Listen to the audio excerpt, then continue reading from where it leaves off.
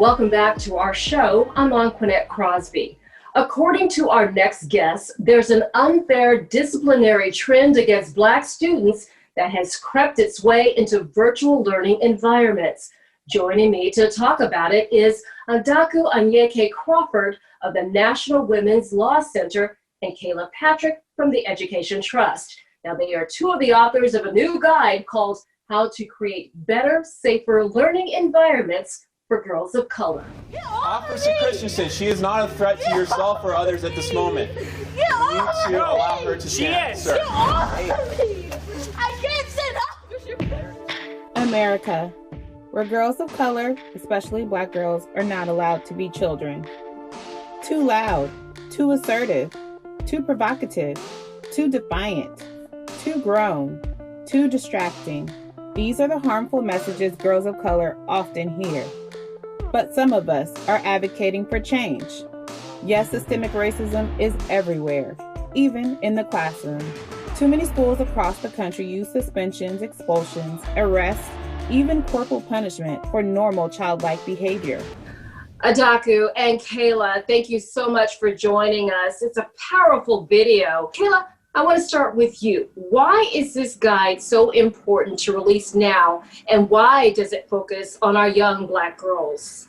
Hi, thank you for having us on. Really important question. So I think now we're in this moment where we're talking about Black Lives Matter in the country is a really important moment to address the 400 years of anti-racism that we've dealt with in this country. And really, we want people to understand that racism is deeply embedded in our school system. And often when we talk about discipline, we talk about boys, but girls are also facing racist and sexist codes that really push them out of school at alarming rates. Adaku, why are Black girls sticking out for all the wrong reasons in some of these cases? Black girls are sticking out because they're Black and they're girls. And a lot of times schools will look at normal childlike behavior that any kid would exhibit, and because it's coming from a Black girl, they think it's sassy, or they think it's disrespectful, or they think it's defiant.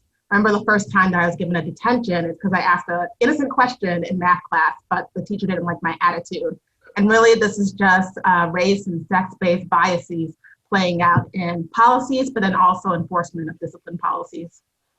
So you bring some of your own personal experiences into this guide, into this study, and to share with others, correct? That's right, yeah. I bring my experience as a Black woman who was once a Black girl and the mother of a Black daughter, and wanting to see a change for when she is growing up and going to school. Admirable. Well, in this video, we're watching some of the encounters Black girls have had with law enforcement. And Adaku, let's stay with you. Is there a need to clearly define infractions like misconduct? And how easily can misconduct escalate into resisting arrest? What can parents do if faced with the implications this could have on their young Black girls? Yeah, there's not only a need to define misconduct, but to decriminalize misconduct. A lot of states have laws on the book that said that disturbing a school is a crime. And when that kind of bias and vagueness is introduced into law, that allows racism and sexism to arbitrarily punish Black and brown girls. And so what parents should be on the lookout for is to read this guide that we released and to see whether or not their policies allow for out-of-school suspensions for subjective things. You know, you're an attorney. I'm also concerned about the implications of having this on their school record. Yeah. And so as a parent, what can you do if you're not quite equipped to talk to school officials and law enforcement? How should you prepare yourself for these meetings? So there are different groups in places all over the country that will actually represent students in disciplinary hearings, or if there's been a school-based arrest. And a lot of times just having an attorney in the room or even another adult in the room will push school districts to do the right thing.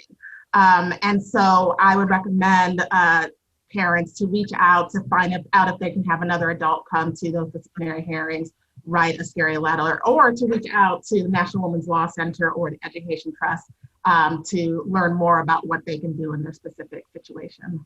That's great advice, but we have plenty more to talk about. So when we come back, how the trend to single out Black students for minor infractions has now crept into virtual learning environments. We'll explain after the break.